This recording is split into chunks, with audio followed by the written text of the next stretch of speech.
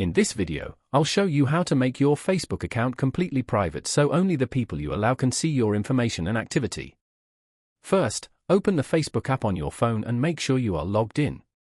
Tap the menu icon in the corner of the screen, then scroll down and tap Settings and Privacy, and after that tap Settings. Once the Settings page opens, look for the Audience and Visibility section. Tap Profile Locking if the option is available and turn it on. This will quickly limit what strangers can see on your profile. Next, go back and tap Posts, then change Who can see your future posts to Friends.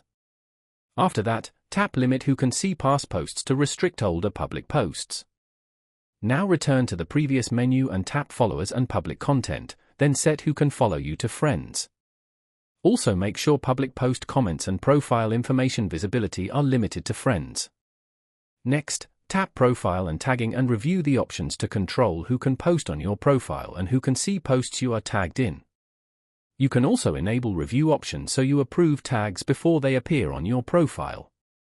After adjusting these settings, your profile will be much more private and controlled. If you found this video helpful, make sure to like the video and subscribe to the channel for more simple tech tips and tutorials.